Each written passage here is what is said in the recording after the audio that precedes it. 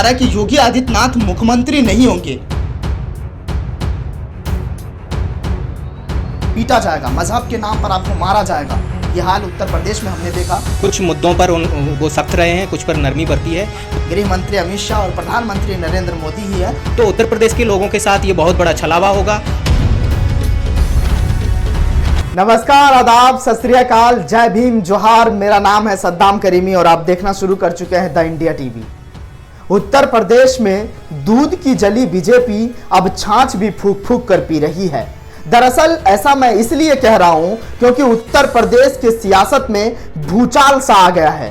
क्योंकि उत्तर प्रदेश में जिस तरीके से प्रधानमंत्री नरेंद्र मोदी यानी भारतीय जनता पार्टी ने चुनाव लड़ा और 2022 में सभी पार्टियों ने अपना दमखम दिखाया, भारतीय जनता पार्टी अब उत्तर प्रदेश के सियासत में कुछ नया पहरा गढ़ने जा रही है। क्योंकि ऐसा जो है कई तरीके से सवाल उठ रहा है, क्योंकि उत्तर प्रदेश में कहा जा रहा है कि अब योगी आदित्यनाथ मुख्यमंत्री नहीं होंगे। जी हां, आप बिल्कुल सही सुन रहे हैं, चौंकिए मत।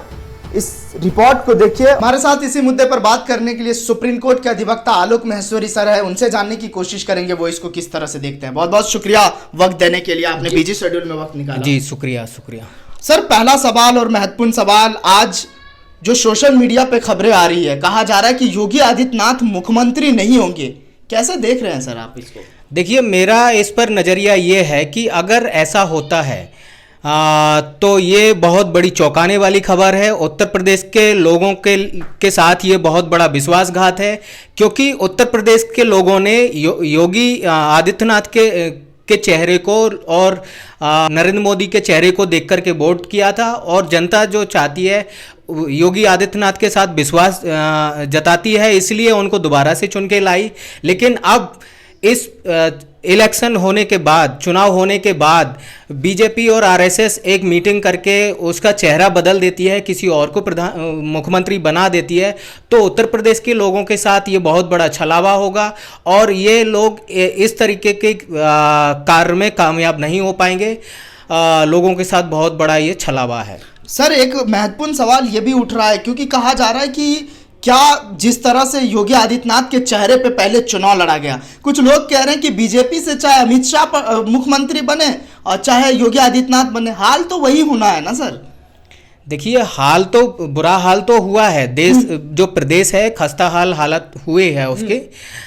लेकिन फिर भी योगी पर कुछ लोगों ने विश्वास जताया, इसलिए उनको पूर्ण बहुमत की सरकार मिली, पूर्ण बहुमत से लोगों ने जिताया उनको।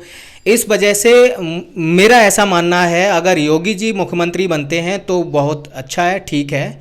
लेकिन अगर किसी बाहरी प्रदेश के, बाहरी मीन्स इशारा क्या, गुजराती के तौर पर इशारा हो रहा है आपका? हाँ, मेरा मानना ये है कि कोई गुजरात से उठाकर किसी को मुख्यमंत्री बना देते हैं तो उत्तर प्रदेश के लोगों के साथ ये बहुत बड़ी छलावा होगा।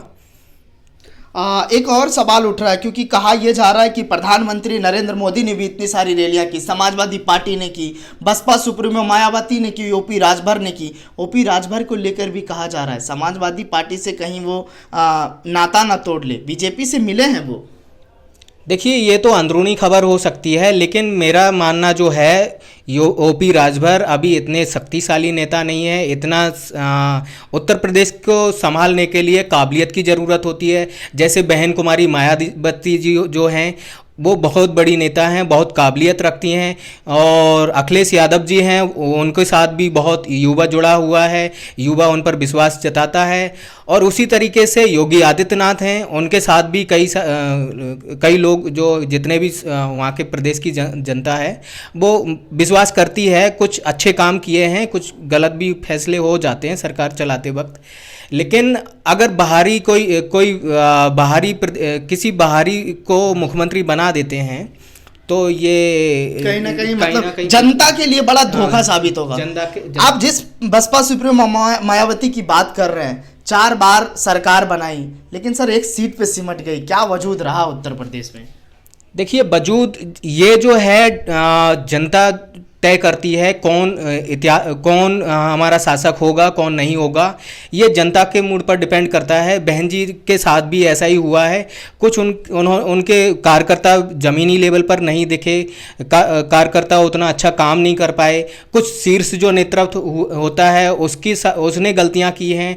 तो अब मुझे लगता है कि ये दोनों को, कार्यकर्ताओं को और शीर्ष नेतृत्व को मिलकर के अच्छे से काम करना चाहिए, जनता के बीच में जाना चाहिए। अपनी जो नीतियां हैं, बहुजन समाज पार्टी की जो नीतियां हैं वो लोगों को समझाएं, जिससे कि ज़्यादा से ज़्यादा लोग समझेंगे तो 2024 में इसके अच्छे परिणाम होंगे। लेकिन योगी आदित्यनाथ पर हम दोबारा लौटते हैं। योगी आदित्यनाथ क्या नहीं ले पाएंगे 25 तारीख को शपथ? ऐसा लग रहा है गृह मंत्री अमित शाह होंगे उत्तर प्रदेश के मुख्यमंत्री, वो कमान संभालने वाले हैं क्या? आपको क्या लग रहा है? क्योंकि कहा जा रहा है कि योगी आदित्यनाथ को गृह मंत्री भेजा जाएगा, गृह मंत्रालय उनको दे दिया जाएगा और उत्तर प्रदेश में अमित शाह को मुख्यमंत्री बनाया जाएगा। देखिए, ऐसा हो सकता है क्योंकि सारे जो फैसले लेती है वो जो विधायक दल की मीटिंग होती है, शीर्ष नेतृत्व की बैठक होती है, वो सारा ये सब कुछ डिसाइड करता है कि कौन मुख्यमंत्री होगा, कौन मुख्यमंत्री नहीं होगा। और अगर योगी आदित्यनाथ 25 मार्च को अगर शपथ नहीं लेते हैं तो यूपी के लोगों के साथ ये छलावा होगा, बहुत बड़ा धोखा होगा। तो मेरा मानना ऐसा है कि योगी आदित्यनाथ वहाँ के मुख्यमंत्री रहते तो वो ज़्यादा बेहतर होता, क्योंकि 5 साल उन्होंने सरकार चलाई है, उन्होंने बहुत सारे मुद्दों को 40 साल का रिकॉर्ड भी तोड़ा है सर। 40 साल का रिकॉर्ड भी तोड़ा है और 5 साल में उन्होंने प्रदेश को बहुत अच्छे तरीके से देखा भी है। कुछ है ना, कुछ मुद्दों पर वो सख्त रहे हैं, कुछ पर नरमी बरती है। तो मैं चाहता हूँ जो पिछली कार्यकाल में जो काम नहीं कर सके हैं वो इस कार्यकाल में अच्छे से काम करें, वो बेहतर होगा। चलिए, बहुत शुक्रिया हमसे बात करने के लिए, आपने मुझे महत्वपूर्ण समय दिया। तो ये हमारे साथ आलोक महसूरी सर थे, जो सुप्रीम कोर्ट के अधिवक्ता है, जिन्होंने सभी सवालों के जवाब बारीकी अंदाज में दिए, जिनका साफ तौर पे कहना है कि अगर उत्तर प्रदेश के कमान अगर दूसरे के हाथों में जाते हैं, यानी गुजराती के लोगों के हाथों में जाता है, चाहे उनका इशारा गृह मंत्री अमित शाह और प्रधानमंत्री नरेंद्र मोदी ही है, अगर उनके हाथ में जाती है तो वही हाल होना है जो बीजेपी करती आई है। बहुजनों पर अत्याचार, मुस्लिमों पर अत्याचार, और जिस तरीके से आपने इतने सारे, चाहे मैं हाथरस कांड का जिक्र करूँ, तमाम ऐसे मुद्दे हैं, मूछ रखने पर लोगों को मार दिया जाता है। आपके नाम पर, अगर आपका उर्दू नाम होगा तो आपको लिंचिंग कर दिया जाएगा। जय श्री राम के नारे न लगाने पर आपको पीटा जाएगा, मजहब के नाम पर आपको मारा जाएगा। ये हाल उत्तर प्रदेश में हमने देखा, और तमाम वो मुद्दे हैं जिसको लेकर बारीकी से चर्चा करने की ज़रूरत है, विचार विमर्श करने की ज़रूरत है। चैनल को लाइक, शेयर एंड सब्सक्राइब करें और बेल आइकन दबाना ना भूलें।